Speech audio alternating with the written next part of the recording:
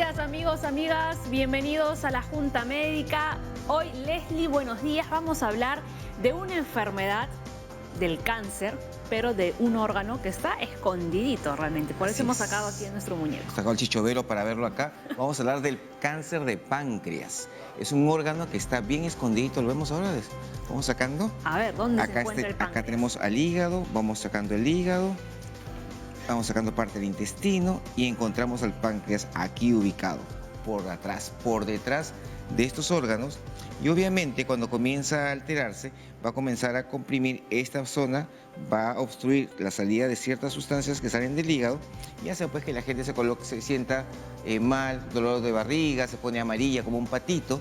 Y obviamente esto va avanzando y el pronóstico no es muy bueno cuando se detecta tardíamente. Eso es verdad. Presten muchísima atención porque el cáncer de páncreas es bastante agresivo. Bastante agresivo y desafortunadamente no hay una forma rápida de detectarlo tempranamente.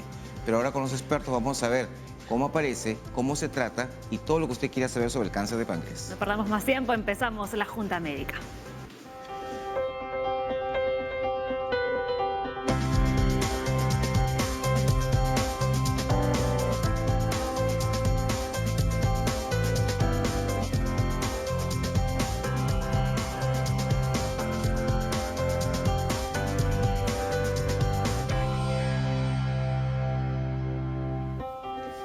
Muy bien, hoy hablamos del cáncer de páncreas, pero en nuestro bloque de emergencias médicas, que viene el doctor Carlos Malpica del SAMU, nos va a enseñar, ¿no?, qué debemos hacer cuando, por ejemplo, estamos sufriendo una intoxicación alimentaria o alguno de nuestros familiares, amigos o algún conocido, ¿no?, se encuentra en esa situación. Ya hace algunas semanas tocamos el tema como tal, pero no lo hemos visto en una emergencia médica. Sí, porque cuando uno se intoxica, comienza la primera parte que comienza las náuseas y los vómitos. Mucha gente piensa que esto puede pasar rápidamente, pero eso puede no ser cierto y requerir urgentemente ir a un centro hospitalario para que te puedan rehidratar. Nadie que esté vomitando puede estar en la casa. Y luego vienen las diarreas, que también pueden ser muy abundantes.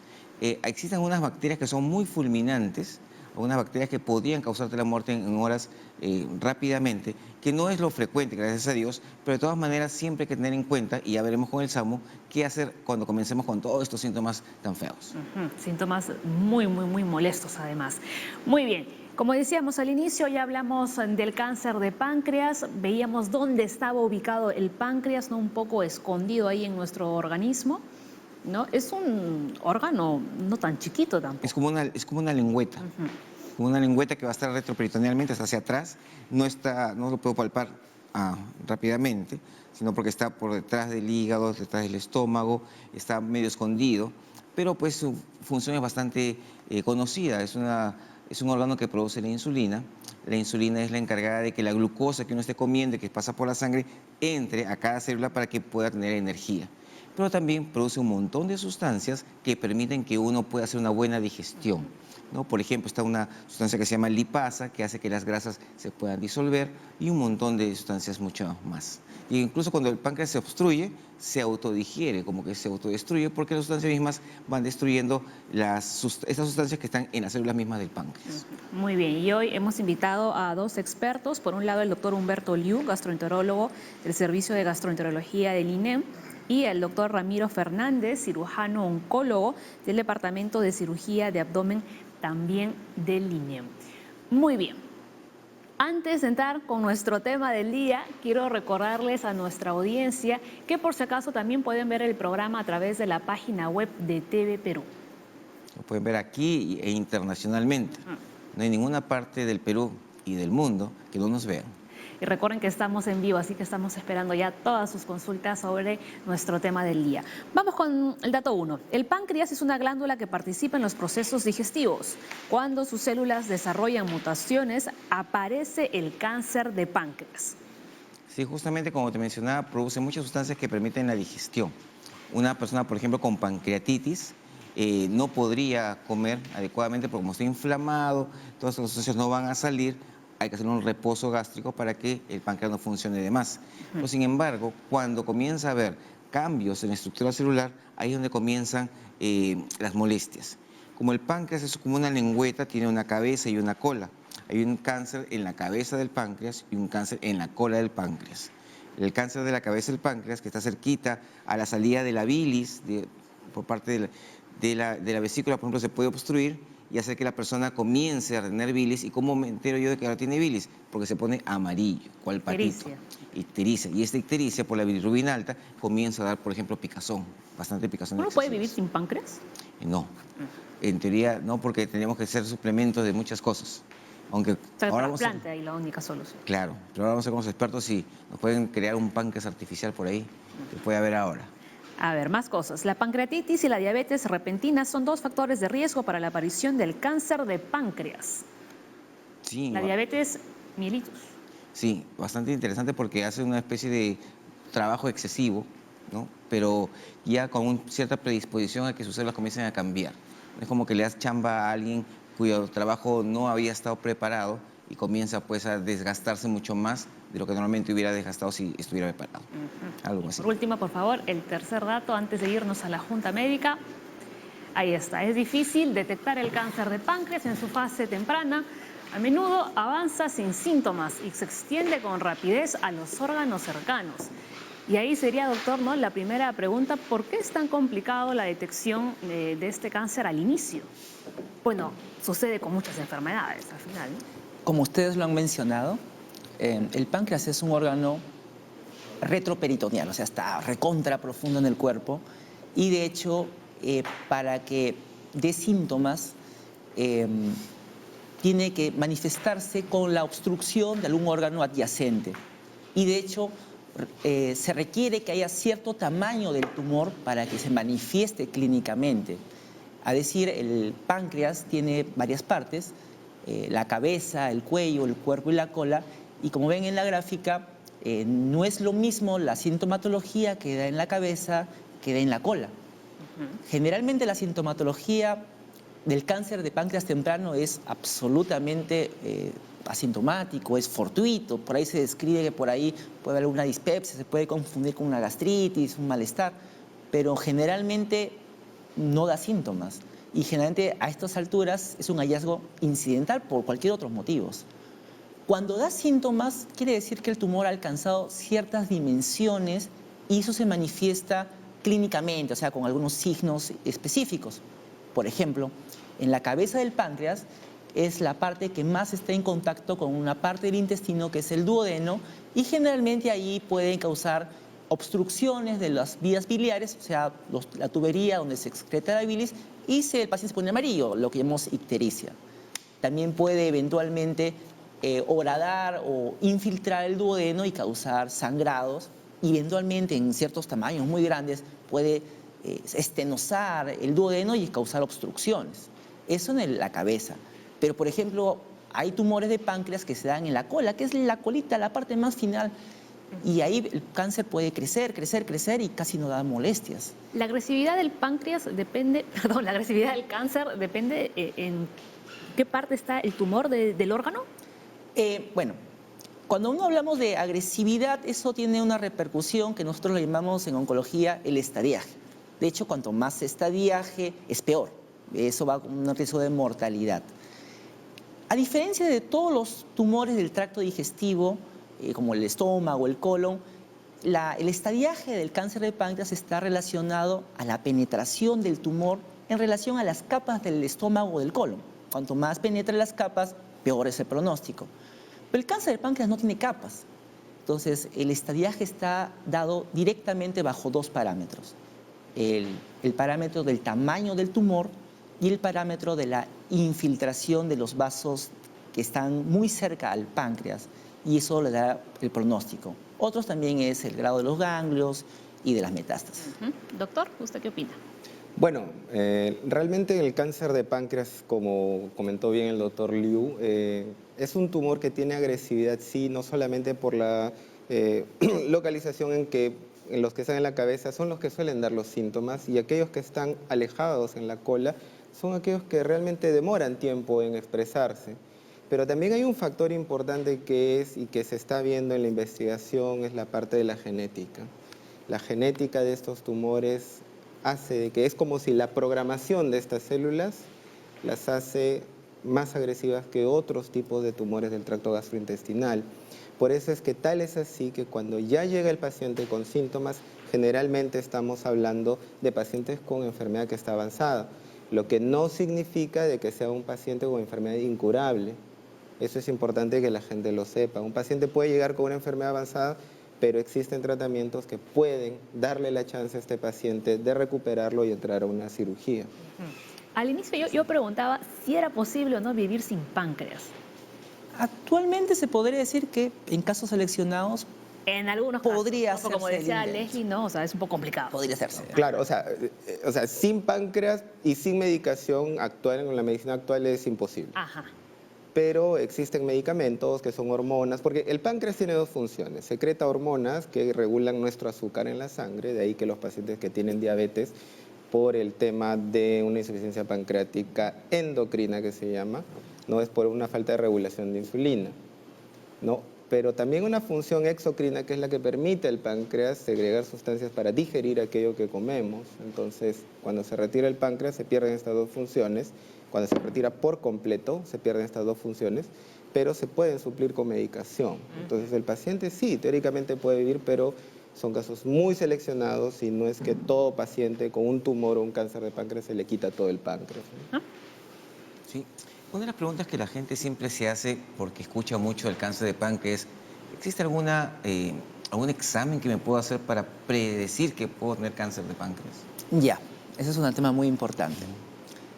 Bueno, a diferencia de otros órganos, el cáncer de páncreas no es muy visible, los exámenes habituales no los pueden diagnosticar y por lo tanto la intención se basa básicamente en alta sospecha.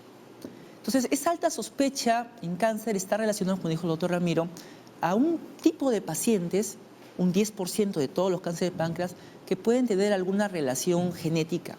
Es decir, tienen antecedentes familiares que nos puedan dar alguna orientación que estos pacientes merecen un proceso de despistaje seleccionado en ellos. Por ejemplo, aquellos pacientes que tienen enfermedades hereditarias o pertenecen a este tipo de familias, como por ejemplo las enfermedades de Lynch, las enfermedades de Peutz-Jeghers, hay una enfermedad, se llama el síndrome de páncreas hereditario. Estos pacientes son seleccionados y a cierta edad empieza una programación de exámenes especializados para buscar selectivamente cáncer en ellos. Pero lastimosamente en el resto de población habitual no hay clínica. De hecho, no es el cáncer más frecuente. Si estuvieran los cánceres más frecuentes, como estómago, como colon, se podría hacer tal vez alguna medida sistemática, pero el cáncer de páncreas se ubica en el puesto 3 aproximadamente y de hecho por frecuencia no va a medidas de cribado. Y justo estamos recibiendo ya varias consultas y se repiten en cuáles son los exámenes que deberíamos hacernos para descartar un cáncer de páncreas. Perfecto. Hay un tema, en cáncer en general, en cualquier tipo de exámenes oncológicos, hay exámenes que son de sospecha, confirmatorios, diagnósticos, de estadiaje y bueno, finalmente vas a un paciente ya muy bien caracterizado, va a tratamiento. Generalmente los exámenes de sospecha en cáncer de páncreas puede ser generalmente una simple ecografía, puede ser, tal vez esta ecografía puede ser dada por diversos motivos y se pueden encontrar lesiones en páncreas, ya sean cancerosas o ya sean precancerosas. Y en este contexto, una de las lesiones que más se pueden diagnosticar, que es precancerosa y es fácilmente diagnosticable, son los quistes de páncreas. Es una ecografía, realmente los puede ver. Ecografía simple saldría. En algunos casos. Bueno, en algunos casos sí, pero creo yo también que, y es importante que el público sepa que más allá de la detección es la prevención. O sea, el factor más potente para desarrollar cáncer de páncreas es a la cabeza fumar. La obesidad es otro factor, los Diabetes. pacientes diabetes, así es. Entonces, todos estos factores, tres primeros factores que estamos mencionando, son factores modificables. Claro que sí. Son factores modificables, que la persona deja de fumar, la persona adopta una vida, una alimentación sana, ¿no? Deja de beber. Entonces, esto es importante que la gente lo sepa. Como reiteramos, y ya lo hemos dicho previamente, cuando el paciente se le encuentran síntomas y signos, es una enfermedad que ya tiene una expresión clínica, ya está instalada, pero se puede reducir estos riesgos, ¿no? el mensaje que solemos dar como instituto, como parte del equipo que maneja esto, son dos mensajes. El cáncer no es sinónimo de muerte. Así es. Y el segundo mensaje es que el cáncer es prevenible y tratable en la mayoría de casos. Entonces, eso motiva a la gente, como dice el doctor Ramiro, que los factores de riesgo que ya se conocen de cáncer, que es el 90% de ellos, tabaco, alcohol, estilo de vida saludable, pues ayudan. Y de hecho, ante una enfermedad de alta mortalidad, esto previene. Seleccionar pacientes con con genética y familiares también previene. Y hacer un diagnóstico oportuno con los métodos adecuados también es importante. Pues mira, el cigarro y el tabaco están influyendo en toda nuestra vida. Lo peor, toda la parte cardiovascular, oncológica, está Así es. como quien dice gatillada por el tabaco y la gente no entiende esa parte. Tenemos una pregunta en el Facebook de Luz, algo bastante importante porque todo el mundo asocia al cáncer de páncreas con agresividad. ¿Por qué es tan agresivo este cáncer? La verdad es que, bueno, primero porque se detecta grande. Ese es un principio. detecta ya avanzado. Avanzado. Y ya avanzado se ha ido a las arterias, a las venas, a los ganglios y generalmente eso es un gran problema. Además, no hay nada que lo contenga. Por ejemplo, en el estómago el cáncer tiene que horadar las capas y hay capas cada vez más resistencia. Por ejemplo, la submucosa, la muscular, son capas protectoras. Pero en caso del páncreas es una glándula, es como una mantequilla. Y el cáncer crece, crece, crece y horada todo lo que tiene que hacer. Porque su avance es como otro cáncer, ¿no es cierto? Me refiero, porque mucha gente dice, me detectaron cáncer de páncreas y tengo poca cantidad de vida, por decirlo así. Pero es que este cáncer, como ya en este estadio avanzado, si hubiera detectado en un estadio mucho más temprano, tendría mucho más posibilidad de tratamiento más rápido, ¿no? Sí. Ah, la idea. Claro, existen estadios en los cuales se agrupan cuán avanzado está un tumor. Existen 4 estadios y estos 4, obviamente el estadio 1, si un paciente tuviera un cáncer de páncreas es lo ideal encontrarlo. Pero como ya había bien dicho el doctor Liu, la localización, y ustedes también lo han explicado muy bien, el tema de la localización anatómica del páncreas hace difícil encontrar los síntomas. Eso es desde el punto de vista clínico. Pero si vamos más a fondo a cómo está programada, digamos, esta célula cancerosa, es una célula que está diseñada para inmediatamente aparecer y empezar a invadir. Entonces, sí es este cáncer más agresivo que otros. es más agresivo que otros, es más agresivo que otros, ¿no? Y es tal así que la investigación y el desarrollo de tecnología va en la búsqueda de descifrar la agresividad y cómo atacar y revertir esta agresividad del tumor. Yo recuerdo una cantante muy conocida en España que se llama Rocío Jurado. Ella falleció a consecuencia de un cáncer de páncreas. Entiendo que se lo habrán detectado tarde, pero a pesar de que ella se fue a tratar a Estados Unidos, a Houston, con los mejores médicos, y ni así, ¿no? O sea, parecía que como que mejoraba, pero al final tuvo una recaída y acabó falleciendo. Sí. En las estadísticas de nuestro instituto, del INEM, los pacientes llegan a una sobrevida del 30%, digamos, 1 de cada 3 llegan a los 5 años, ¿no? Ahora estamos buscando e investigando líneas en las cuales podamos mejorar esta sobrevida, ¿no?, a los pacientes. ¿Y cómo queda la calidad de vida de esas personas? Bueno, la calidad de vida depende mucho del tratamiento realizado, ¿no? O sea, y hay diversos tipos de tratamiento, el tratamiento curativo, que es el que dice el doctor Ramiro, y hay tratamientos de control del cáncer, que básicamente evitamos que crezca, y el tratamiento paliativo, ¿no? Depende a qué grupo va. En el mejor de los casos, que lastimosamente ese caso especial que puede ir a una operación con intención curativa, estamos hablando del 10% de pacientes. Pero la resección del páncreas, hay diversos tipos de modalidades quirúrgicas, logra una calidad de vida bastante aceptable del paciente, que se puede manejar o no con algunas enzimas digestivas, pero en casos ideales, un paciente operado debe tener una calidad de vida comparable con lo normal. Ahora, ya en los estadios avanzados en los cuales no se puede hacer una operación, ya hay estadios de control de cáncer. Es dar tratamientos de quimioterapia, tratamientos paliativos, entonces ya de hecho se controla de otra forma, ¿no? Manejamos otras prioridades como el dolor, la ictericia, entre otras cosas. Muy bien, a ver, tenemos más datos. Aquí hablamos de los síntomas que, como ya les habíamos comentado, pues no aparecen al inicio, ¿no? Cuando los síntomas se manifiestan es porque el cáncer de páncreas ya se ha propagado. La mayoría de los síntomas se sienten por la ubicación del páncreas y su relación con los órganos del aparato digestivo. ¿Qué empiezan a sentir ya los pacientes con un cáncer avanzado? En la estadística del INEM, los dos primeros puestos con 70% fueron dolor abdominal, que de hecho se describe un dolor en faja y radio hacia atrás, y la ictericia, o sea que los ojos amarillos, la orina oscura, las heces claras, esos son los síntomas más habituales. ¿Y eso aparece así de un día para otro? Generalmente es subrepticia, porque en realidad para que alguien se dé cuenta de los ojos amarillos puede demorar semanas hasta algunos meses, ¿no? Ahí está justamente lo que llamamos la ictericia de las escleras, que es un signo visual significativo. Porque alguien podría decir, está con hepatitis. También. A veces se piensa en eso, sí, y amplían el estudio con imágenes y encuentran una lesión en el páncreas, ¿no? Y entonces ya cambia ya el enfoque de ese paciente, ¿sí? Todo se asocia con la parte de los síntomas, la historia clínica, la edad del paciente, si bajó o no bajó de peso.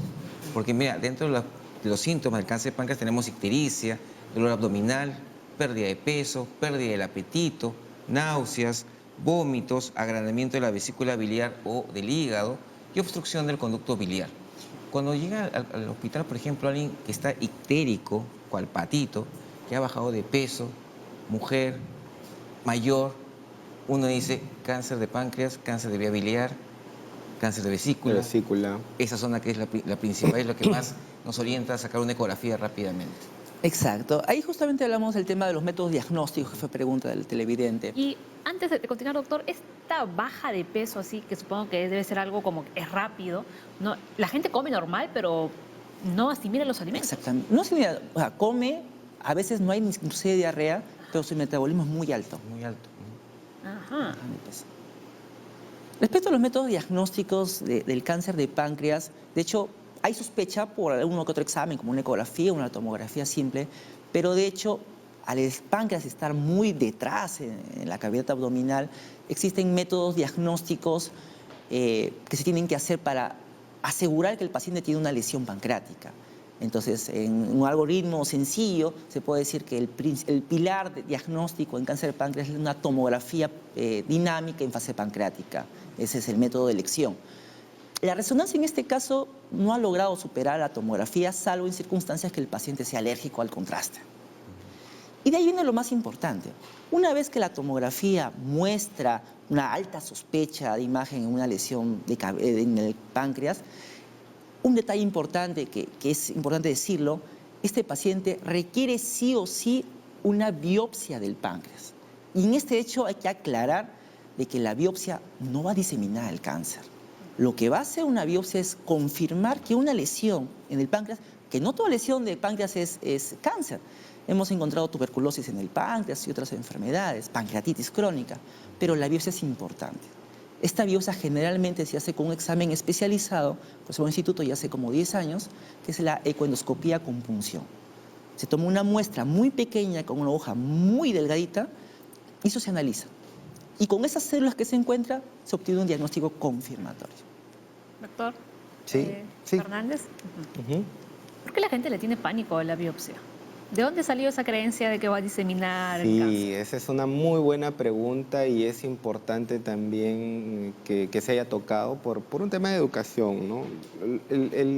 La biopsia en manos expertas, en un equipo multidisciplinario, es un procedimiento seguro que da la ventaja al paciente de saber su diagnóstico, al equipo de dar un tratamiento a medida a este paciente. Y debe, sí, siempre el paciente estar informado que todo procedimiento puede llevar riesgos, pero no, este no implica necesariamente diseminación del cáncer, ¿no? Lo que puede ser de repente una de las razones que están diseminada esta idea de que la enfermedad se disemina por una punción, es porque cuando ya esta punción se hizo, ya la enfermedad realmente ya estaba diseminada, pero no es que A este consecuencia. procedimiento, así es, sea el que justifique una diseminación. Sí, eso creo que es lo principal, ¿no? Mucha gente piensa eso, que cuando te van a biopsiar se disemina, pero lo que realmente ocurre es lo que dice el doctor, que ya está diseminado por todas partes y justamente te biopsian porque ya hay cosas demasiado evidentes que te está diciendo que tienes algo avanzado. El otro que mencionó el doctor también es importante. Mucha gente piensa que una resonancia es mejor que una tomografía y realmente la tomografía tiene sus indicaciones y la resonancia sus indicaciones. Porque hay gente que en vez, por ejemplo, para la parte del páncreas o la parte de la vesícula, me traen una resonancia porque es mejor. Pero realmente la tomografía es mejor para ciertos órganos y la resonancia para otros. Muy bien. A ver, nos vamos a la pausa, pero antes nos quedamos con la consulta de Judith. ¿Los pólipos en el páncreas se pueden convertir en cáncer? Una pausa chiquita y regresamos aquí en la Junta Médica.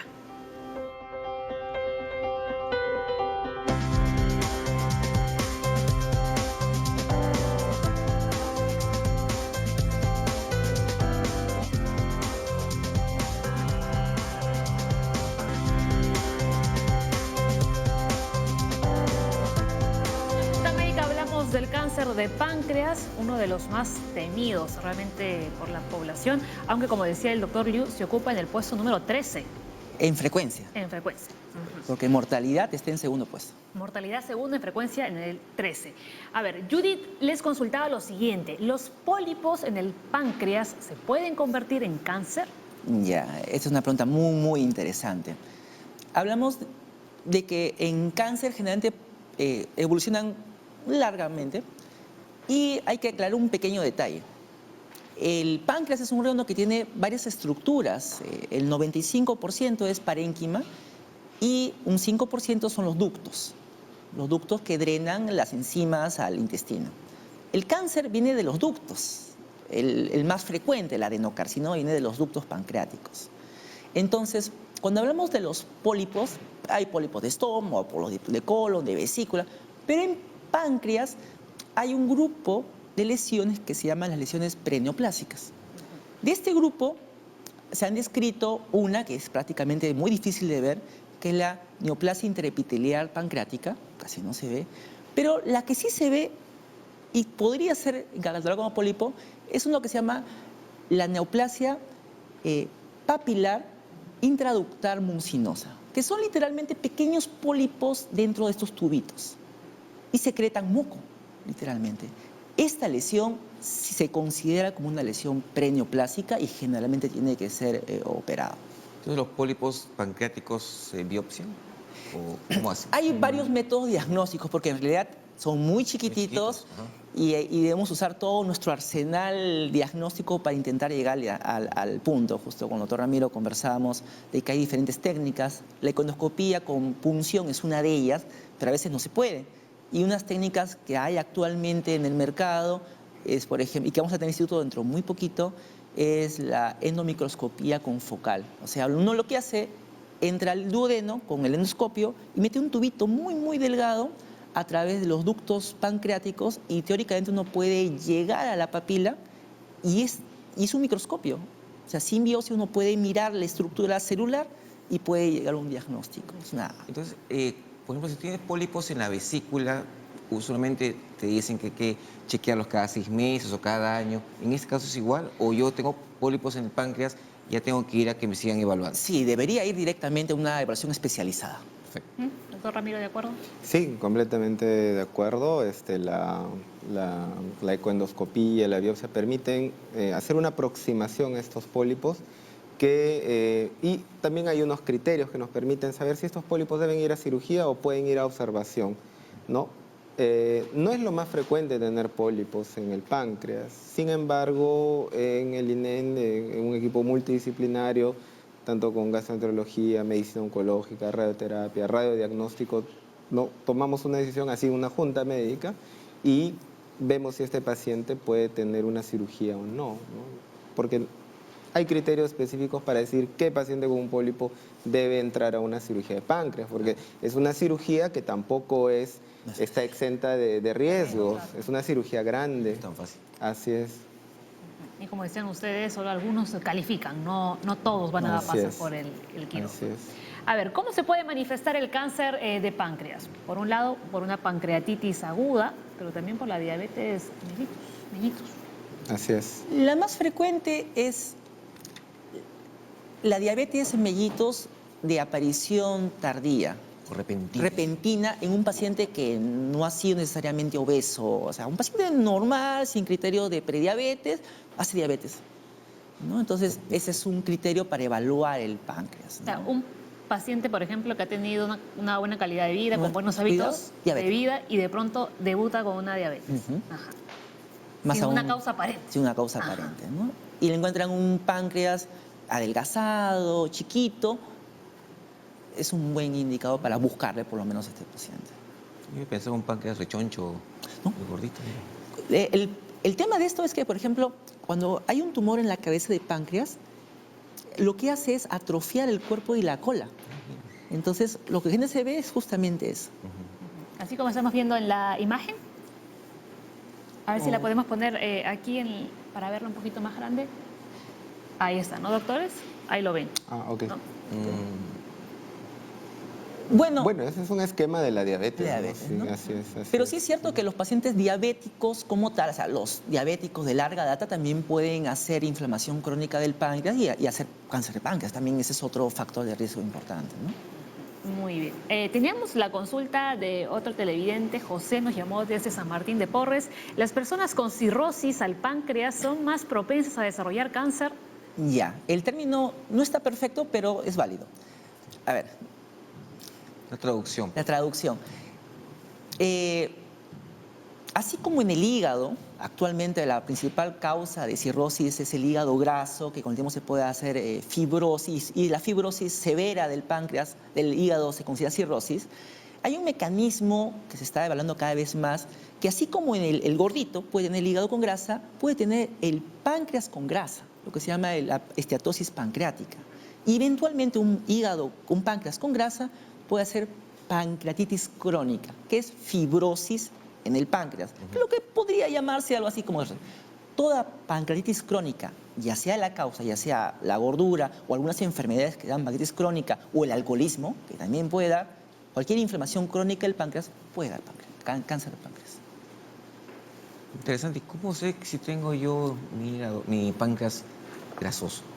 Una tomografía y una buena ecografía puede Acá. dar algunas luces. Porque no es parte mucho Pero- de la No, de no. la evaluación normal. Pero es importante saber, o sea, si yo quiero saber si el páncreas está funcionando bien y todo esto, no es tampoco para que todos vayan y se tomen una Sí, tomografía, claro, ¿no?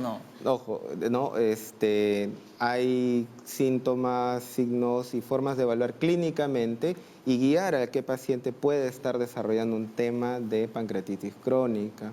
Obviamente es una buena historia clínica, un buen examen físico, ¿no? Y dirigir al paciente a los métodos diagnósticos adecuados. No todas las personas tenemos pancreatitis crónica, es más, el páncreas con el tiempo, con la edad se va atrofiando, así como muchos órganos de nuestro cuerpo con la edad se van atrofiando, y eso no es tampoco necesariamente pancreatitis crónica. Y hablando aquí de métodos diagnósticos apropiados, ¿todos los hospitales en nuestro país cuentan con los métodos necesarios para diagnosticar este cáncer? No.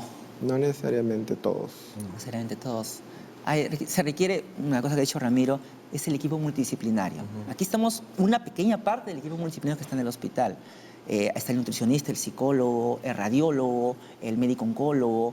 Y en realidad, cuando vemos un paciente con cáncer de páncreas, este equipo multidisciplinario, basado en la evidencia, en las guías más recientes, en los últimos reportes, definimos cuál es el mejor tratamiento para este paciente. Y eso es muy importante para la pregunta inclusive que viene. Ivonne dice, mi esposo murió de cáncer de páncreas. ¿Por qué, dice, los médicos hacen tantas operaciones y el paciente igual se va a morir? ¿No sería mejor que muera tranquilo en su casa?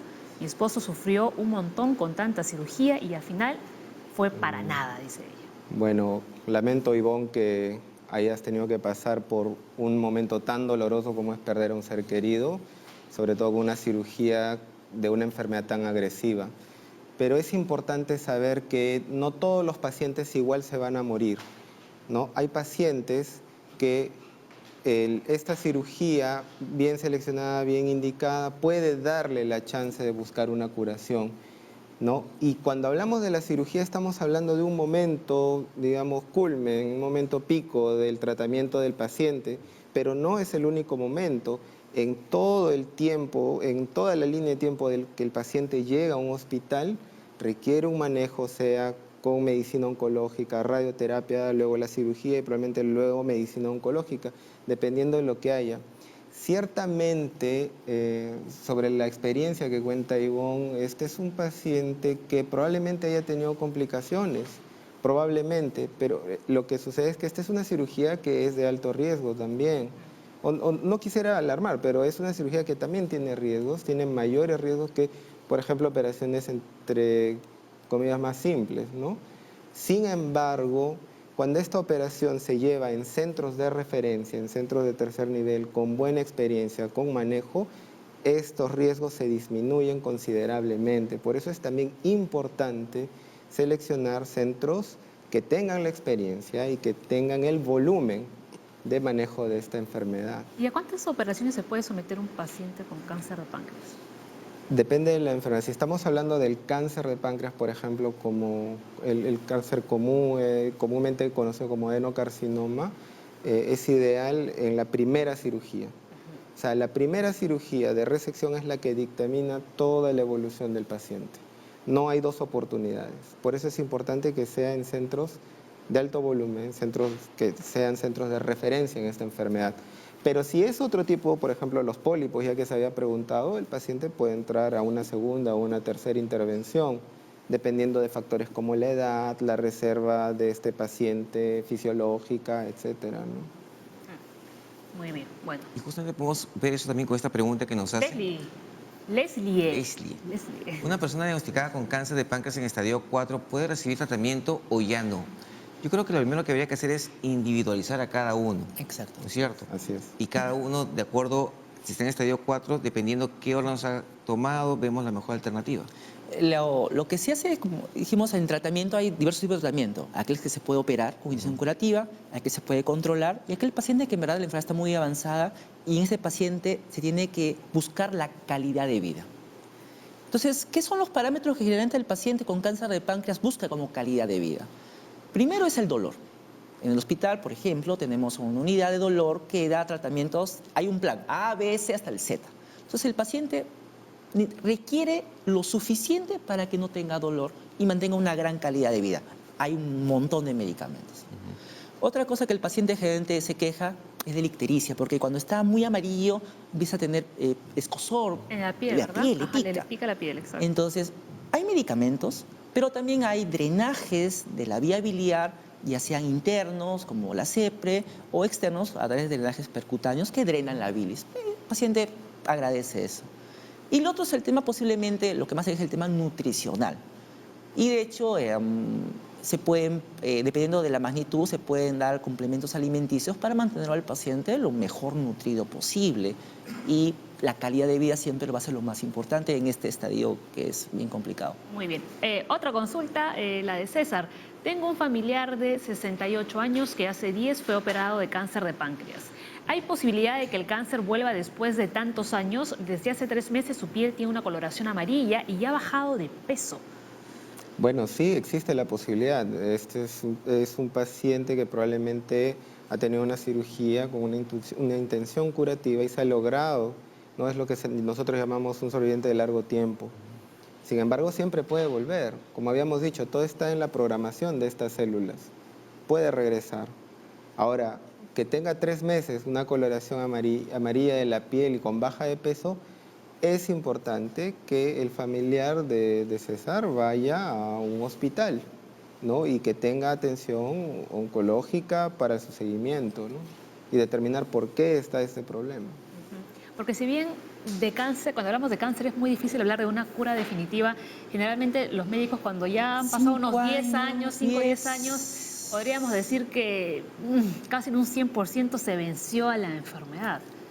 Ahora, depende de la enfermedad, claro, creo yo también, ojo. Ahora, sí. puede ser que hagan otros cánceres, no es imposible. Así es. O que tenga otra enfermedad. Así es. A Es ver, importantísimo la reevaluación por su médico tratante. Oh, sí. Este señor tenía un cáncer, a quien debería ir primero es al oncólogo para que chequee si esa es esa área, o él lo va a derivar ya al médico internista para que evalúe otras causas. pero porque estos pacientes tienen que seguir un control hasta el último día. Y se siguen en el instituto por Sí, mucho tenemos tiempo. pacientes que seguimos de 10 años. Y esta la sigue, tenemos pacientes como el que describieron previamente, ¿no? Que pasan los 5 años y lo seguimos viendo, y con cáncer de páncreas, ¿no? Entonces, por eso es importante saber que no todo cáncer de páncreas es igual, ¿no? Hay pacientes que lo logran y eso es importante saber también.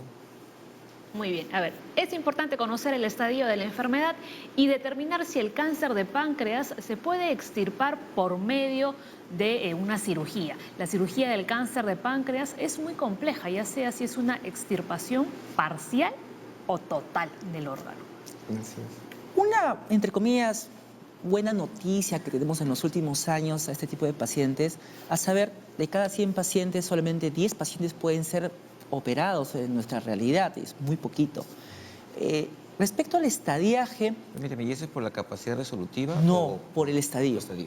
Y justamente por el estadio, cuando el tumor avanza a los vasos, antes se consideraba que solamente que el tumor toque el vaso ya era irresecable.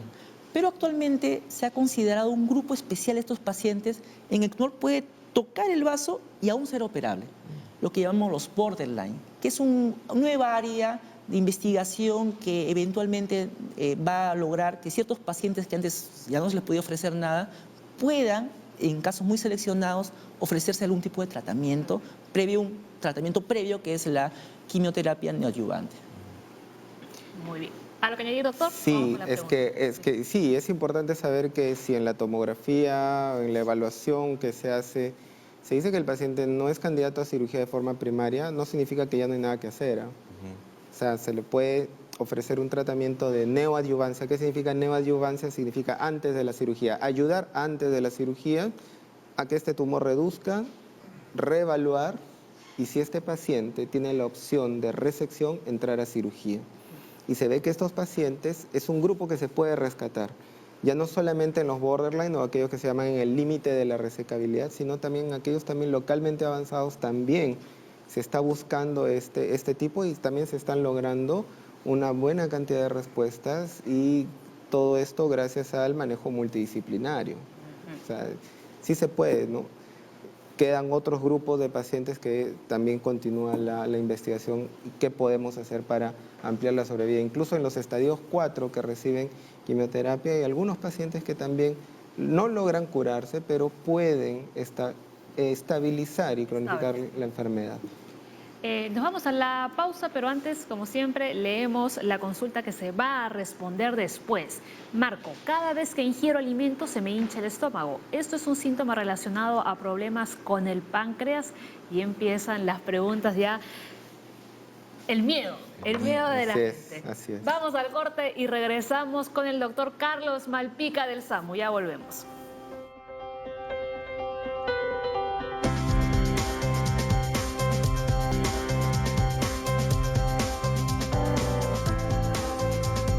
Muy bien, arrancamos nuestro bloque de emergencias médicas con el doctor Carlos Malpica y su equipo, Vanessa y Miguel. Doctor, una de los miedos también, ¿no? Algo bastante común que ocurre son las intoxicaciones alimentarias. Y ahora que tenemos un fin de semana largo. Ajá. Sí. Para algunos, no para todos. Para ustedes no creo. No. Las intoxicaciones en general tienen, digamos, 3 presentaciones, ¿no?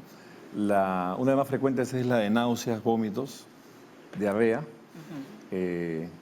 ¿Uno presenta estos síntomas a los pocos minutos de haber ingerido algo que le genera la intoxicación? El tiempo de presentación también depende de la severidad. O sea, si, digamos, el paciente presenta molestias después de 4 horas, la cosa puede ser suave, ¿no? Pero si a los 5 o 10 minutos de haber comido algo el paciente empieza a presentar molestias, entonces digamos que el cuadro va a ser más severo, ¿no? Entonces ahí el problema es la intolerancia oral, porque eso lo va a deshidratar. Pero ¿no? hablamos, atención a los que están en casa, de una intoxicación, no de una intolerancia. No, hablamos de la intolerancia oral es cuando el paciente no tolera vía oral. Claro, no, pero me refiero para no confundir Sí, con las intolerancias estamos alimentarias. hablando de Ajá. intoxicaciones. Ajá. Sí.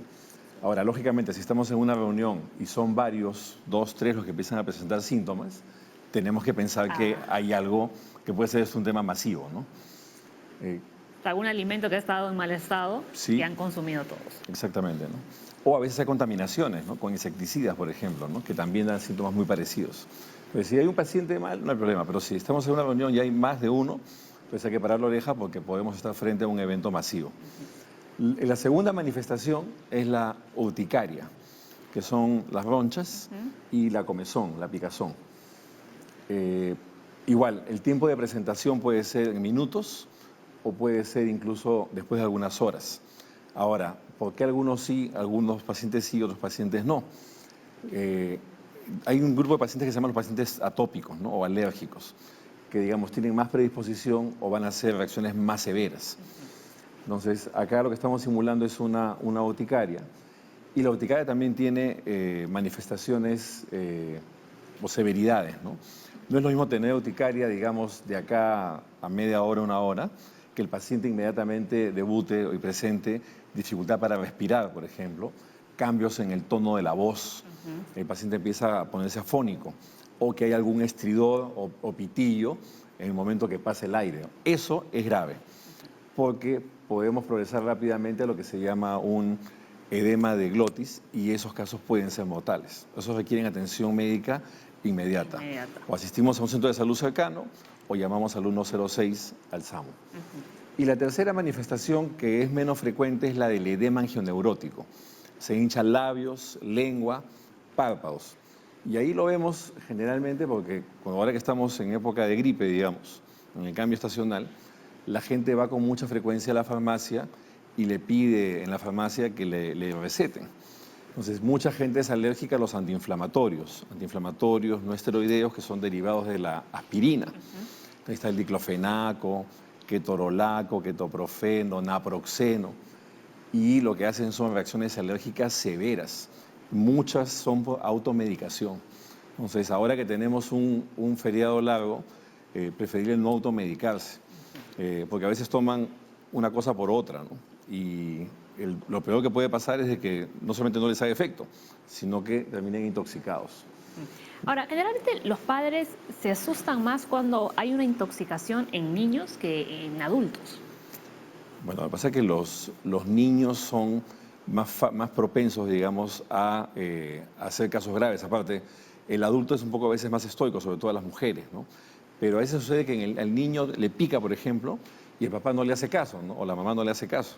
Y a veces pasan horas y recién, digamos, lo desviste o la hora que lo va a bañar ve y realmente ve que está como un mapa, ¿no? Como un mapa mundi lleno de siluetas, ¿no? Que son los sabones de la intoxicación. Entonces, la recomendación en general, cuando tengamos alguna lesión en piel, o en todo caso refiramos alguna lesión en piel, mejor es descubrir la piel y ver de qué se trata, ¿no? Porque podemos llevarnos sorpresas. ¿Uno podría llegar hasta el desmayo a consecuencia de una intoxicación? A menos que haya una deshidratación Severa. severa o las arcadas de los vómitos sean intensas, que produzca pues un cuadro de hipotensión. O sea, sí es posible, no es la presentación usual, no es lo que uno mayoritariamente ve. Cuando uno acude a la emergencia para que sea tratado por un cuadro de estos, ¿cuáles son los medicamentos que nos dan? Ya, por lo general, el antídoto, digamos, es síntomas, sintomáticos. Si hay fiebre, para la fiebre, si hay dolor, se quita el dolor. Lo más importante es dar medicación contra los vómitos, para que el paciente tolere vía oral. Y en el caso de la urticaria, generalmente de manera genérica se recetan antihistamínicos y corticoides, ¿no? Pero ¿qué específicamente lo debe hacer un médico, ¿no? La dosis, cómo se da, por qué vía, si se nebuliza, se pone en subcutáneo, endovenoso, eso es el manejo propiamente del médico, ¿no? ¿Y el de cuánto tiempo uno ya vuelve a la normalidad, por así decirlo? Ya, la urticaria, la picazón pasa en minutos, de manera en minutos. Los sabones pueden persistir algunas horas, las ronchas. Lo que sí demora es el edema angioneurótico, a veces 48, 72 horas, ¿no? Entonces, el paciente llega con el labio hinchado y piensa que inmediatamente se va a poner medicación y lo que hay que decirle de frente es, mire, ese labio y esos párpados, todos esos párpados, al menos 48 horas para que regrese a la normalidad, ¿no? Y ustedes ahora que estamos en el mes morado, se consume mucho turrón, ¿han visto casos de intoxicación? Más que intoxicación, cuadros digestivos, dispepsias, dolor abdominal, reflujo, porque aparte que es dulce, es un poco grasoso, ¿no? Las porciones deben ser chiquitas, medianas, pequeñas, ¿no? Porque un gourmet, porque medio turrón, por ejemplo, un cuadro de turrón es bastante, ¿no? Aparte que empalaga, sí puede generar, porque eso con manteca, grasa, es bastante pesado para la digestión, ¿no? Muy bien, a ver, el doctor Soto, que lo escucho de lejos. Sí. Carlos, hay mucha gente que sabe que es alérgica, por ejemplo, a los camarones, a la comida de mar. Se toma su pastilla, su antihistamínico antes de entrar al restaurante. ¿Qué le dirías a ellos? Que están jugando con fuego, ¿no? Porque las intoxicaciones o las reacciones alérgicas de nuestro organismo tienen varios mecanismos y pueden ir de menos a más. Yo toda mi vida tomé paracetamol, por ejemplo, ¿no? Nunca hice alergia y a la 10ª toma puede hacer una hiperreacción.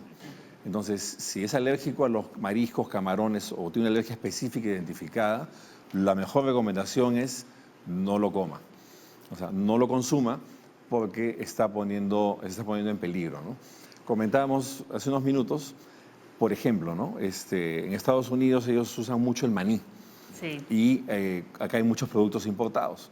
Entonces, a veces el maní puede ser tan tóxico para algunos que, por ejemplo, la pareja de uno come maní, yo soy alérgico al maní, y solamente con el beso podría darse un desenlace fatal, inclusive. Entonces hay que leer bien los empaques, sobre todo los que son alérgicos al maní, porque puede ser que el producto no tenga maní, pero va a decir en el empaque de que ese producto fue procesado en máquinas que elaboraron maní. Entonces, el que es alérgico tiene que tener mucho cuidado. Los que tienen alergias a medicamentos antiinflamatorios, igual eviten usar medicamentos con asociaciones, porque cuando entramos al medicamento genérico que compone esa fórmula, nos damos con la sorpresa y vamos a encontrar allí que son medicamentos a los que somos alérgicos. Entonces, muchas intoxicaciones pueden ser evitables si es que leemos y estamos enterados de qué estamos tomando, ¿no? Y lo que dice usted es verdad, ¿no? Porque en el empaque yo he visto, ¿no?, en muchos productos que sí que indican, advierten que si bien el producto no lleva tal ingrediente en concreto, se ha procesado en ¿no? máquinas. Por eso es por las alergias. Ajá. Lo otro, si por algún motivo van a automedicarse, apunten qué están tomando, ¿no? A veces llegan del médico y uno no sabe si se intoxicó por los camarones o por lo que tomó después, ¿no? O por una mezcla de los dos. Exactamente. O ahora que tenemos estos feriados largos, modulemos las porciones de los alimentos y también las mezclas, ¿no? A veces comemos tanto de tanta variedad que al final no sabemos qué fue lo que nos cayó mal. Tenemos una consulta, doctor Malpica, a ver si la leemos. José, cada vez que como mariscos me intoxico. ¿Es recomendable que me aplique hielo para evitar la picazón? No, lo que tiene que evitar es comer mariscos. Sí, esa es la recomendación. El doctor Liu también quería hacer una acotación, me parece. ¿No? Ah, no, nos dijeron arriba que el doctor Liu quería hablar, pues le dimos paso al doctor Liu. Bueno, queremos agradecer, ¿no? Miguel, como siempre, me encanta cómo dramatizas. Sí, sí. Es comunicador, es comunicador. Con razón, cada vez que viene. Muy bien, Miguel. Muchísimas gracias a todos por haber venido un día más aquí a la Junta Médica. Nos vamos a una pausa chiquita, pero ya retornamos con todas las consultas sobre el cáncer de páncreas. Muchísimas gracias, doctor. Gracias.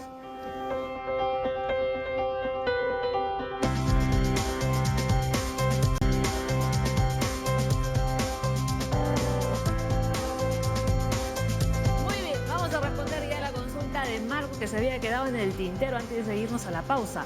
Cada vez que ingiero alimentos se me hincha el estómago. ¿Esto es un síntoma relacionado a problemas con el páncreas?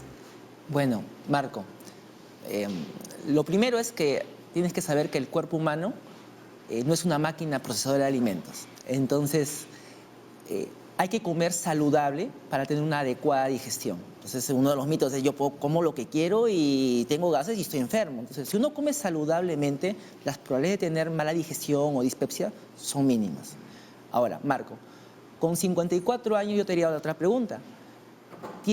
¿Has hecho prevención primaria? Quiere decir, estilos de vida saludable, cómo está tu peso, has ido al médico, has hecho tu endoscopía, has chequeado la próstata. estás en edad, Marco, de hacer una prevención primaria y evitar enfermedades. El mensaje, si bien todo el tema es cáncer de páncreas, el mensaje es que la persona tiene que cuidarse, no esperar a que esté enferma, sino simplemente mantener esa salud haciendo despistajes a tiempo. Y otra cosa también hay que decir al público que cuando uno dice hacer dieta, significa comer saludable. Exacto. No es comer cosas específicas, sino comer balanceado, de todo un poco, pero sumamente balanceado. Así es. Y tenemos unos factores de riesgo para el cáncer de páncreas que ya lo hemos estado viendo acá. Uno de los antecedentes familiares que mencionaban que puede haber herencia, fumar, obesidad, también tenemos la inflamación crónica del páncreas que nos puede llevar también a un cáncer, diabetes repentina, edad avanzada.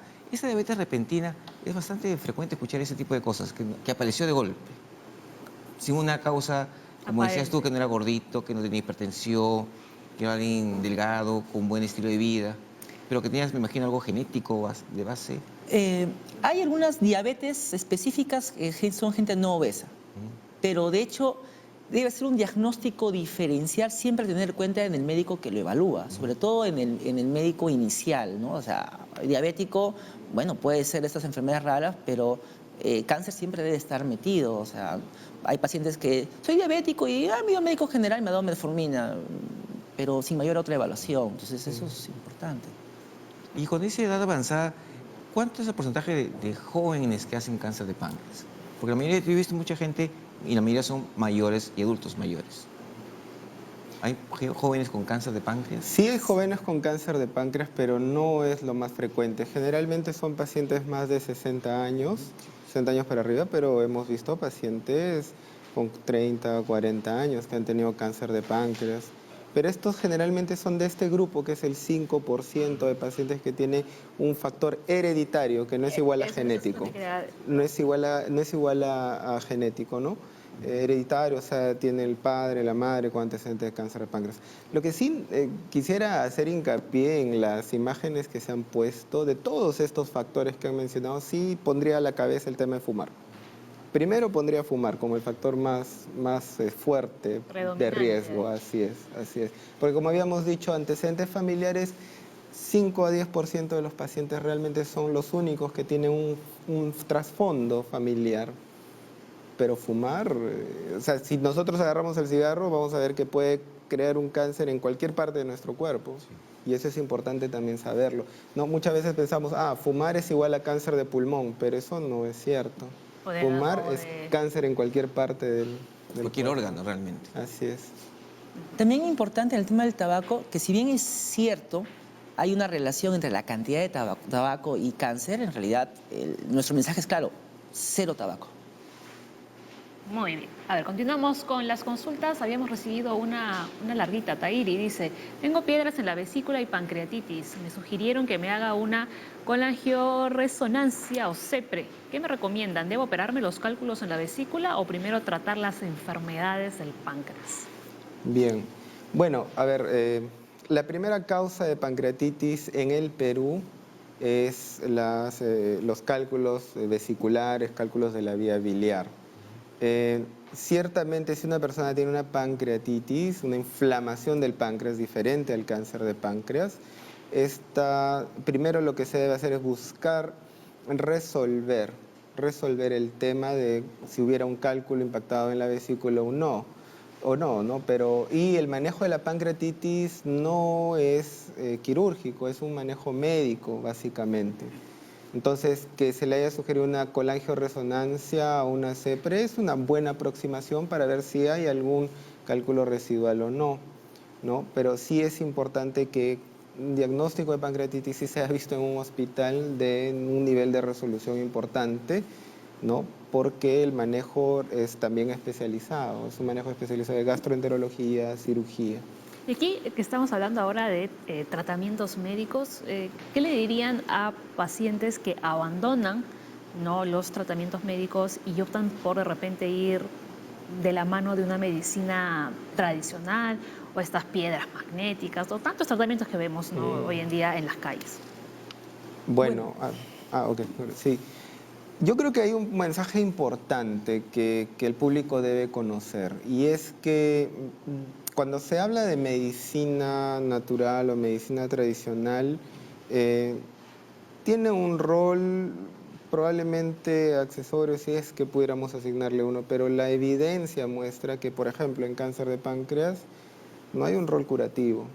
Y quiero ser enfático en esto porque muchas veces, incluso antes de venir al hospital, muchos pacientes han estado siendo tratados con N tratamientos que no son no tienen un seguimiento estandarizado ni un rigor científico. Y aquí es importante hablar del rigor científico porque mucha gente le ofrecen, ¿no? Hasta, disculpen la expresión, pero hasta gorgojos, y eso es llamativo, Claro. eso es llamativo y es prácticamente antiético, ¿no? Que alguien le ofrezca algo sin tener el adecuado sustento para demostrar que este paciente... Y no se trata de decir, no, he tenido un caso, ¿no? Y que la persona diga, no, el rigor científico va más allá de decir que a mí me contó que a alguien le fue bien. Eso es importante. ¿Por qué? Porque si hablamos de cáncer de páncreas, el tiempo hasta que recibe el inicio del tratamiento, sea el tratamiento con cirugía o quimioterapia, es valiosísimo. Y esto puede disminuir las chances de que el paciente tenga una posibilidad de cura. Sí, eso es cierto, porque siempre abusan de la desesperación de la gente. Así Hay es. muchos productos que venden que curan el VIH, que curan los cánceres, O que curan licuados de diabetes, ciertas, con tanta cosa, y la gente obviamente pues por la desesperación acude. Pues afortunadamente no tiene ningún rigor científico, o sea, Así no es. existe. A mí me mandó pasado un video de un producto que la gente sale a hablar, me curé del cáncer, me curé del VIH, me curé de la diabetes, me curé de esto, del otro, y realmente eso no es cierto. Entonces la idea es ir a los profesionales que se tienen ya los tratamientos estandarizados, estudiados y los que van a servir, y mientras más temprano vayan, mucho mejor. Esa es la idea. Tenemos una llamada telefónica de Estela, de Jesús María. Dice, mi hermana falleció de cáncer de páncreas a los 69 años. Cada vez que comía hacía deposiciones con sangrado, pero le detectaron el cáncer tarde. ¿Por qué sangraba? ¿Esto era un síntoma? Sí, Ujú. bueno, síntoma y signo. Lo que pasa, como mencioné, la parte del páncreas, la cabeza, está en contacto con el intestino delgado. Entonces, a medida que va creciendo el tumor de la cabeza del páncreas, va infiltrando, horadando el intestino. Y generalmente, al horadar o al infiltrar el intestino, pues queda tumor en el área del intestino, y eso, con las enzimas digestivas, el ácido del estómago, se inflama, se necrosa y sangra. Es un síntoma de un cáncer avanzado, en realidad. ¿Deposiciones grasosas también son síntoma de cáncer de páncreas? Esteatorrea. Como estatorrea, sí. Como estatorrea, pero pueden ser muchas otras causas, la Así es, estatorrea, sí. como pancreatitis crónica inclusive. También. ¿no? Ok. A ver, Lucy dice, desde hace 2 años tengo la piel de color amarillo. Me hice exámenes, pero salieron negativos. ¿Puede ser el cáncer de páncreas una de las causas? Tal vez comer mucha fruta, esa sea Mucha papaya. mucha papaya o zanahoria. O enfermedad de hace 2 Gilbert. años. O Gilbert, claro. Claro. Pero interesante porque, mira, se hace exámenes y el colega aquí le ha dicho Que todo está ok. que todo está perfecto. Si fuera un cáncer de páncreas, estaríamos viendo una persona que es abajo de peso, tiene 2 años de evolución. de 38 enfermedad. años. 38 es joven. Joven. Muy raro. María, de 84 años, dice, mi esposo de 87 tiene colon irritable y diabetes descontrolada. Controlada. Diabetes controlada. ¿Puede desarrollar enfermedades relacionadas al páncreas? Sí, las puede desarrollar siempre. O sea, el tener diabetes es un factor de riesgo y también una señal de que este páncreas no está trabajando como debería, A pesar de que está controlada. a pesar que está controlada. Aunar el tema de la edad, ¿no? Habíamos visto en la lista de los factores de riesgo. Creo yo que más allá de los miedos y las dudas, y eso también es importantísimo, el no ir al médico no va a quitar la enfermedad. Si queremos realmente saber y combatir la enfermedad, hay que acudir al médico. Tempranamente. Tempranamente, ¿no? Tengamos los síntomas, hay que acudir al médico a hacer la consulta, ¿no? Sea con su internista, y este internista o su médico familiar ya lo derivará a la entidad correspondiente, al especialista correspondiente.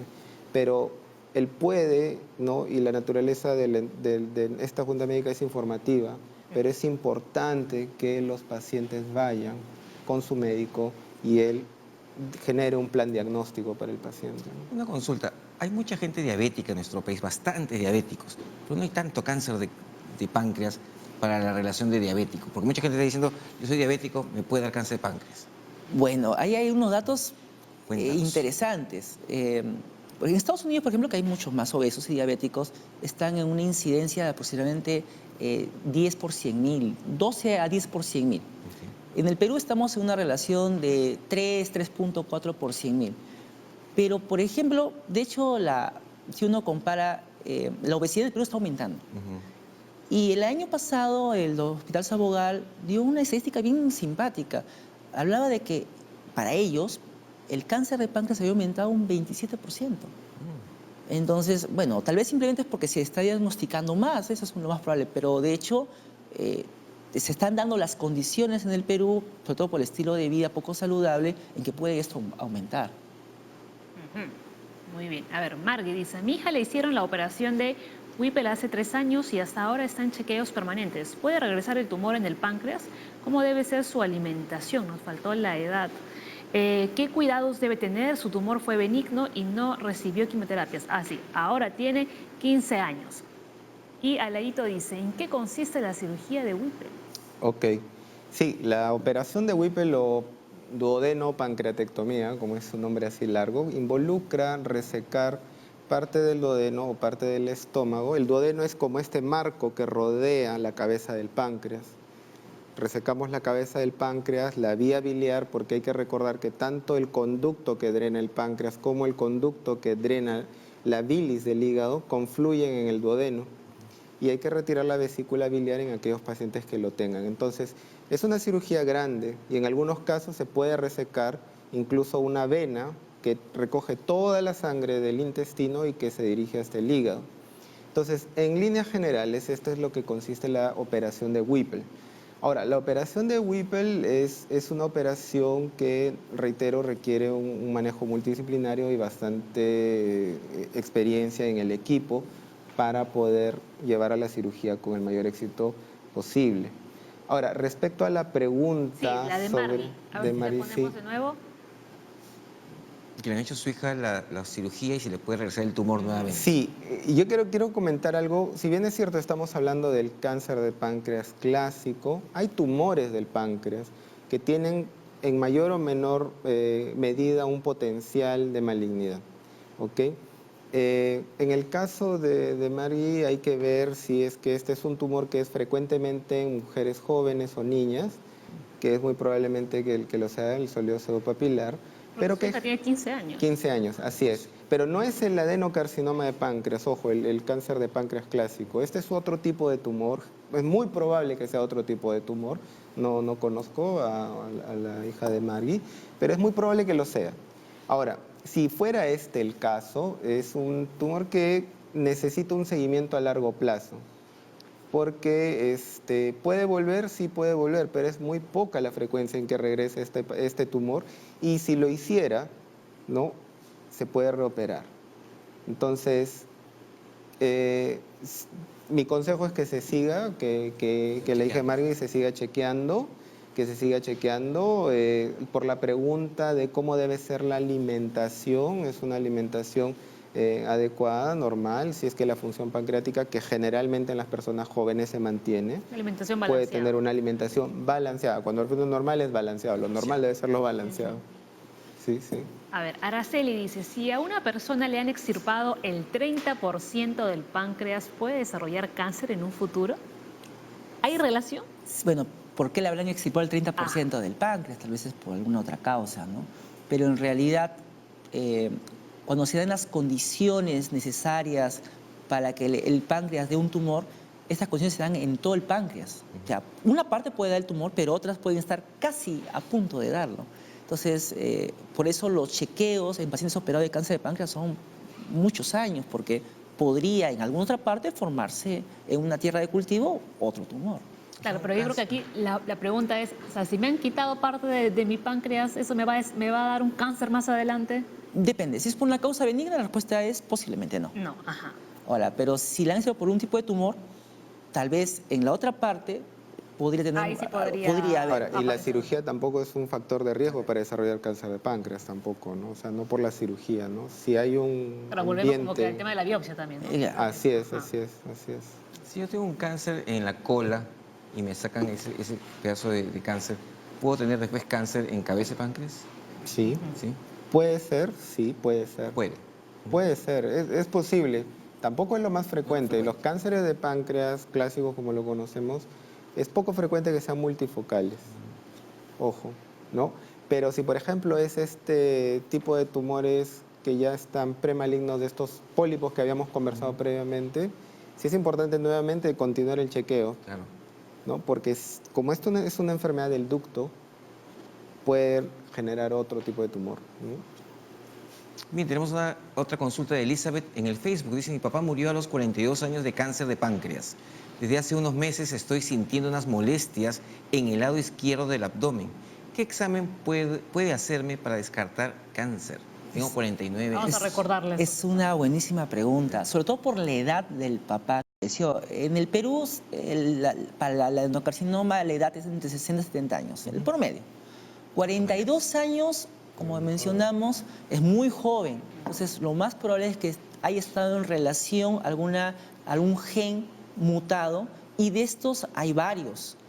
Y cuando son así, en el hospital no tenemos un servicio de genética, y estos pacientes muy jóvenes para enfermedades de ancianos o mucho mayores, se les hacen algunos estudios genéticos. En el Perú, por frecuencia se les estudia sobre todo los genes BRCA, BRCA1, BRCA2, KRAS. Y además algunos genes para ver si él pertenece a alguno de los síndromes que dan cáncer. Síndrome de familiar de cáncer de páncreas, Lynch, Peutz-Jeghers. Ese paciente debió haber tenido un estudio, y ahora es la rutina. En gente muy joven se le trata el cáncer, pero además se estudia si tiene algún gen que pueda ser heredado.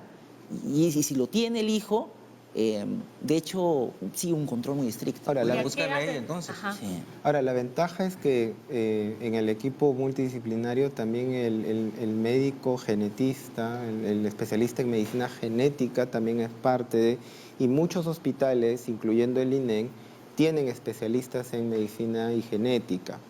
Entonces ellos pueden estudiar a más profundidad la historia, porque de repente no es solamente el papá, de repente hay otros familiares con cáncer de mama, cáncer de próstata, ya que van configurando diversos síndromes que permiten agrupar y establecer un riesgo de desarrollar un tumor en el páncreas, más allá de los síntomas, ¿ah?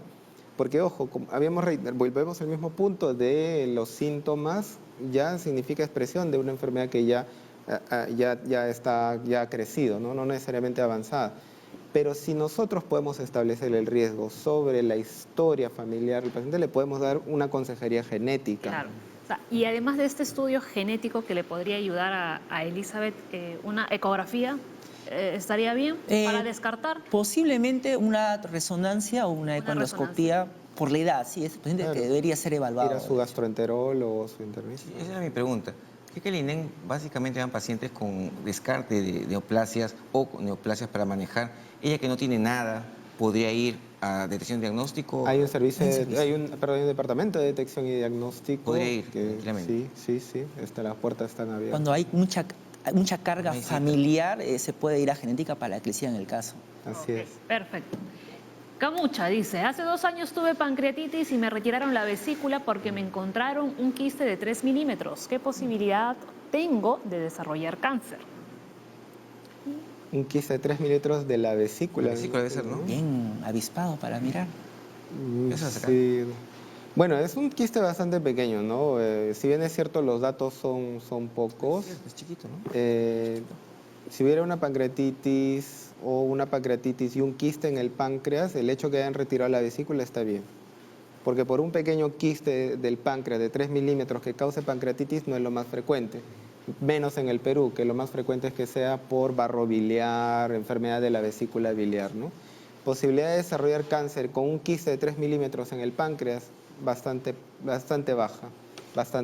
Pero sí es recomendable que este paciente tenga seguimiento para ver si hay cambios en el tiempo de este quiste. Eduardo. Muchas veces he escuchado a diferentes mamás decir que sus hijos sufren del páncreas porque tienen poco apetito. ¿por qué relacionan la falta de hambre con el páncreas? ¿Es un síntoma? No, Para nada. no para nada. Y ahora con la epidemia de sobrepeso en niños, ese niño no quiere comer y está a un buen peso para su edad. Claro, No, el no. páncreas está reclamando más bien que mucho peso. Mucho trabajo. Mucho trabajo. De repente no le gusta cómo cocina la mamá, por eso es que no está comiendo. Pero no hay ninguna relación, así Ninguna. que mamás no cuenten esa mentira. A ver, Sonia dice, ¿con la tomografía abdominal se puede detectar este cáncer? Sí. Así es. Bueno, hay diversos tipos de tomografías abdominales, ¿no? Generalmente una tomografía simple, sin contraste, puede sugerirlo, pero el diagnóstico preciso del cáncer de páncreas es una tomografía abdominal multicorte en estudio dinámico, o sea, en varias fases, arterial, venosa, pancreática, y ese es el estándar mejor para ver lesiones de páncreas. Así es. Hay diversos, como dice el doctor Liu, hay diversos tipos de estudios, pero es importante que esta tomografía permita que se inyecte una sustancia que va a pintar el páncreas y va a determinar qué áreas tienen tumor o no tienen tumor, ¿no? Nos permite ver en diferentes momentos que pasa este contraste, esta sustancia que pinta el páncreas, ver las características de este potencial tumor, ¿no? Pero sí es un buen estudio, pero sobre todo también es importante hacerlo en un centro de confianza, porque es importante que el estudio sea bien hecho, que sea bien leído y sea bien informado también. Eso también es Especializado. importantísimo. Pero aquí así un es. poquito el problema con la tomografía y la resonancia, mucha gente realmente no se la quiere hacer porque son caros, son estudios caros. Ahora, tiene que ser muy bien indicado. Tampoco el mensaje que queremos dar es que a Todo todo el que mundo tenga vaya miedo vaya a duda. tomografía. Así es, no, así no es, queremos dar así ningún es. ningún ese mensaje. A ver, Mary dice, hace 5 años me diagnosticaron pancreatitis leve, ahora tengo 37 y todas las mañanas siento un amargor en la boca. ¿Esto es un síntoma de cáncer de páncreas? No, pero puede tener relación a otra cosa. Si ha tenido pancreatitis leve, casi todas las pancreatitis en el Perú, como dijo el doctor Ramiro, son por microlitiasis, barro biliar. Y gente, la mayoría, debería este paciente ir ido a hacer una cirugía de vesícula, es lo más probable. Y si no se lo ha hecho, se la tiene que hacer. Lo que pasa después de una cirugía de vesícula es que puede haber reflujo biliar. Eso podría ser. Y eso es una cosa que es frecuente en aquellos pacientes que hacen cirugías, colecistectomías de vesícula, ¿no? Podría ser, pero que sea síntoma de cáncer de páncreas, no. Nada que ver. Nada Claro, que que tenga más bien reflujo. ver. Reflujo biliar, sí. Muy A ver, bien. vamos con más. Luis. Luis, ¿tiene relación el cáncer de páncreas con la obstrucción biliar? Sí tiene relación, pero no causal, ojo. O sea, no significa que porque ella tenía obstrucción biliar va a desarrollar un cáncer de páncreas, sino que un paciente que tiene obstrucción biliar puede tener oculto un cáncer de páncreas. Entonces aquí es importante nuevamente acudir al especialista y tener un estudio completo de la causa de esa obstrucción biliar, que puede ser enfermedades benignas, ¿no? Un cálculo por ahí, o enfermedades malignas como un cáncer de páncreas, ¿no? O sea, el síntoma guía, pero no hace el diagnóstico, y que es importante ir con el especialista y profundizar en la causa de este síntoma de la ictericia o un hallazgo de obstrucción biliar. Correcto. A ver, Nelson nos escribió a nuestra cuenta de Twitter, ¿las manchas en el cuello u otras partes del cuerpo son signos de cáncer de páncreas? Más de diabetes, parece. No, más de diabetes. Ajá. Los Sobre todo cuando síntomas- estás aquí como un cordón oscuro, Sí. ¿no? En la zona de aquí. La cantosa. Qué elegante, El cuello. como carca. Es todo cochino el cuello, oscurito, parece que no se hubiera bañado. Ujú. A ver, pasamos con la siguiente. Fiorella. Fiorella, tengo 34 años y me han indicado que mi páncreas produce demasiada insulina. ¿Con este diagnóstico puedo llegar a tener cáncer de páncreas? Sí. A ver, hablamos de que el que hemos hablado más es el adenocarcinoma de los ductos, pero la mayor parte del páncreas o son acinos que producen enzimas pancreáticas o son glándulas de Langerhans que producen las hormonas.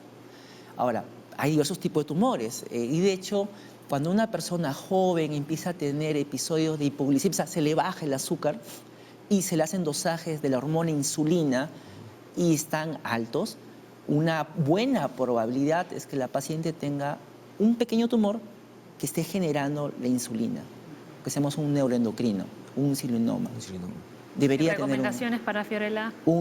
tiene que ir a un médico especializado para que le hagan primero una buena tomografía de páncreas y luego, si se confirma que hay algo ahí, una biopsia para definir eso y el tratamiento quirúrgico si hubiera.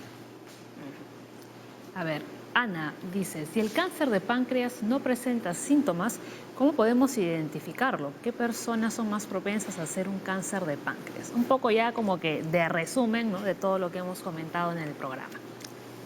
Bueno, ¿cómo se puede identificar? Uno, cuando tiene factores de riesgo, es una persona con obesidad, que fuma o tiene diabetes, tiene más de 60 años, ¿no?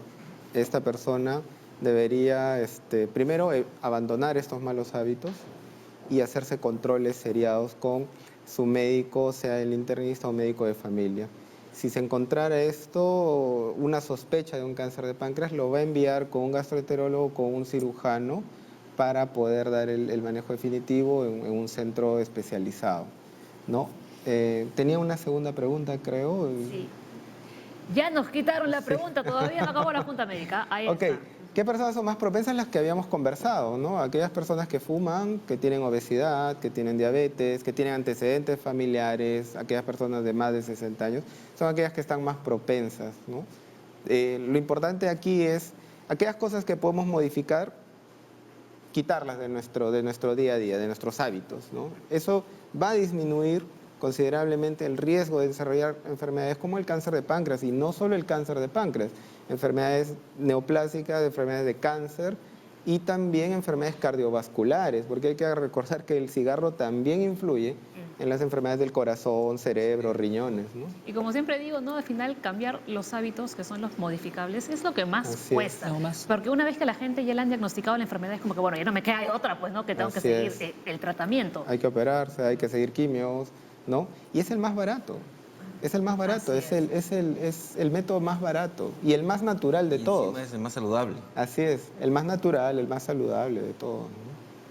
Un mito que tal vez cabe en esta pregunta es que mucha gente piensa que se puede tomar marcadores tumorales en sangre y que ahí salen los diagnósticos. Y la respuesta siempre es que, excepto tal vez en próstata, que puede ser un marcador interesante, en el resto de tumores no hay ninguna utilidad práctica salvo de seguimiento. Entonces hay una rutina de pedir marcadores y eso no tiene No relación. tiene nada que ver. Muy bien, bueno, nos vamos porque ya son las 11:30 de la mañana. Leslie, los últimos comentarios. Sí, hemos visto que el cáncer de páncreas puede presentarse y hemos visto en qué grupos, pero si usted tiene alguna molestia digestiva, algo que usted le está fastidiando, tiene que ir con el gastroenterólogo, porque una molestia puede ser 100.000 enfermedades, son 100.000 causas, no se esté psicoseando, no todo es cáncer, por favor, pero tiene que ir al médico para que lo vea, no se guíe por el vecino, porque alguien le dijo que haga esto o lo otro, no.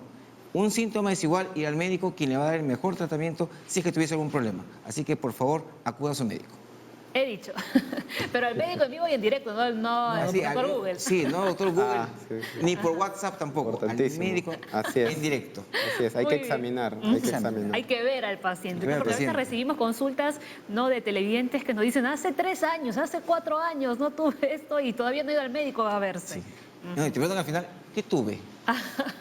Sí, Muy bien, sí, nos sí. vamos. Muchísimas gracias por su preferencia, como todos los días. Mañana más salud para todos ustedes, 10 en punto de la mañana.